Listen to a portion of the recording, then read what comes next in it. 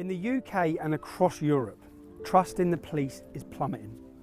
In towns like Rotherham and Telford, British police have been exposed as lying and covering up horrific crimes against children for the fear of community tensions. For the Hillsborough 96, it took 28 years to get justice after the police repeatedly lied to cover up their own crimes while slandering football fans. When there was a shop explosion recently in Leicester that killed 5 people, the police blamed it on being an alcohol factory.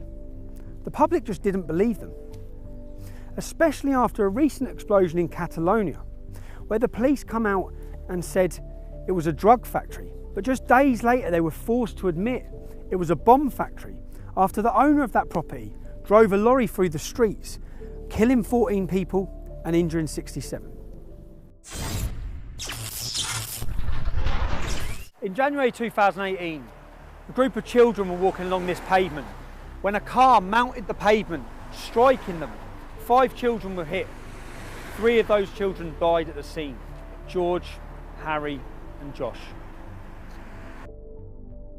They were on their way to a 16th birthday party when a black Audi, travelling at over 70 miles an hour, mounted the pavement, running into them from behind, throwing one of them over an 8-foot fence into a nearby cemetery. Just like in Hillsborough and Leicester, the media reported this as a tragic accident, and the police claim it was a drunk driver who lost control of his car. But the parents believe their boys are at the centre of a major cover-up. The collision report which we asked for, they actually gave us an interim report, but in that interim report there are parts in there that show he had complete control of the car the whole time. They led us to believe that when he overtook so much that he came near a barrier, which made him sort of pull in like that. That's how it was described, and that his back rear wheel ran along the curb. For the first time yesterday, we saw the CCTV evidence. It was a flawless manoeuvre. It wasn't how it was described. The crash report contradicts both the police and the judge's accounts, and it is just one of many things that don't add up about this case. And now Tracey and the other parents have been left to spread the word themselves. Within 30 to 40 minutes, they said it wasn't a terrorist attack. I questioned the police officer on this and said, why have you done that when you haven't spoken to anyone? The driver has been put into an induced coma. So how can you put something like that out before you even speak to anyone, before you do any investigation? All I got was, sorry about that. They were seen on CCTV sitting in Asda's car park, which is literally about 5 minutes away from Shepperdston Lane.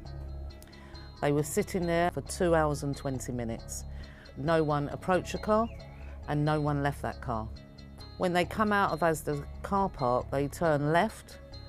From that moment, apparently, until they appear where they did what they did to our sons, they cannot find them anywhere. The police said on any CCTV. They checked everywhere and cannot find them until that moment of them appearing there. I've looked at the route, we've done our own investigation, which we shouldn't have to do. In fact, I've never been in a place that is so cameraed up. We tried to count them, the amount of cameras there, and you couldn't, there's just that many. I researched the driver and I couldn't find him anywhere here before 2010. So when our family liaison officer did finally ring us, because she didn't have a phone so we could never get hold of her, I said to her, I cannot find the driver in this country before 2010, and she was very adamant. I'm telling you now, this is her exact words, I am telling you now, he was born here like the passenger was, they was both born in Hillingdon. It came out that the driver was not born here, and I looked straight at the police officer and I said to her, you told me he was born here, now why did you lie? She never ever answered that question to this day. So at the CPS meeting I asked, did you search the driver's home? The sergeant to the left of us said, no, we didn't, we couldn't get a section 18. But they did go round there and people were sleeping, so they didn't go in. They didn't want to wake them up? Yeah, they didn't want to wake them up. I was utterly disgusted by that response. 3 children have been murdered and you're telling me you don't want to wake someone up. If I'm honest, I believe it's because of the nationalities, because The police storm your homes on the most menial of things. This is 3 murdered children. Or they're so frightened of being called a racist. How is it racist to search someone's home where 3 children have just been killed?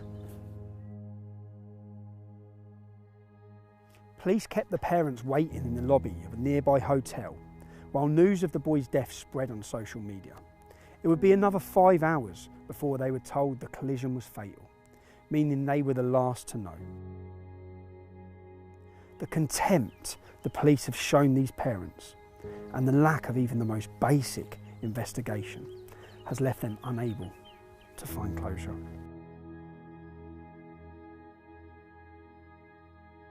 There was no one who didn't like them, no one.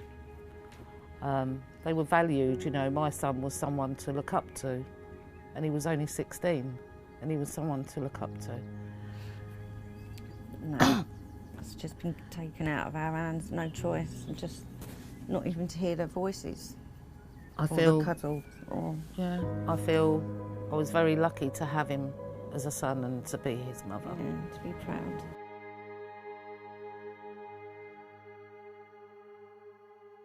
And we're just totally destroyed now.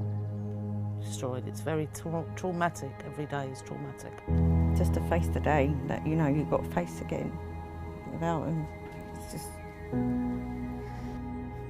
Nick, as we said, Harry was semi-pro footballer, wasn't he? Yeah. They all just had great futures. You know, my son told me that he told me at the Christmas time that he wanted to be a young dad at either 24 or 26. That kills me to know that he said that to me. And you know, with such great days as well. You know, never going to get married, never going to have children. I'm never going to get hold his children. It's traumatic, and no one should have to go through this at all. And that's why we're speaking out and saying, in the hope that no one else does go through this. It's no wonder the parents believe the police are covering something up, when almost everything they've been told has turned out to be untrue. What do you fear that you're covering it up? That's what I want to know. And I don't understand how they can, and I don't understand how they sleep at night, because I couldn't do it. That's not how I am. In April this year, the driver was convicted of death by dangerous driving and sentenced to just 13 years in prison, the equivalent of a maximum sentence for only one of the 3 victims. He is eligible for parole in 2024, so that's 6 years, and with good behaviour could get out in 4.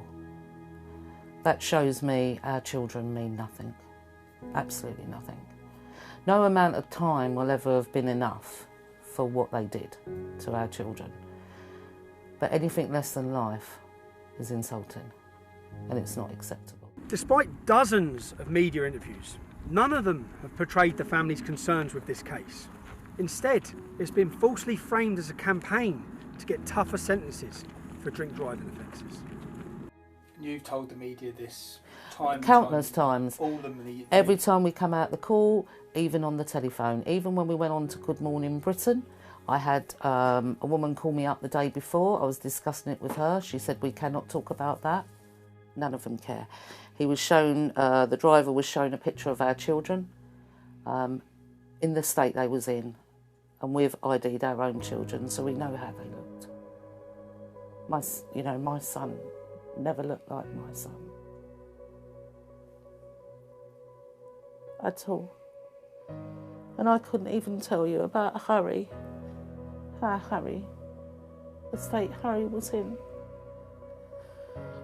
And to think that no one in this country cared about that and treated their children like that, the lack of investigation, the lack of compassion, and the fact that these people that did that do not care one bit. I cannot put into words how that makes us feel as parents. I cannot put it into words. No matter what you think of this case, it's clear that these families have been systematically failed and lied to by the police. I can't be 100% certain that this was a terrorist attack, but I certainly don't blame the families for coming to the conclusions they have. If this was a terrorist attack, and if this was a cover-up, we could be looking at so many more terrorist attacks than we ever could have imagined. And that is a worrying thought.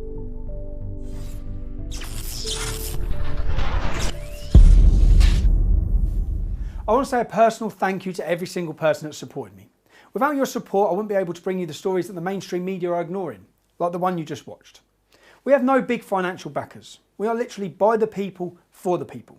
If you want to see more reports like this and you want to get behind me and support me, please go to tommyrobinson.online/support. Thank you.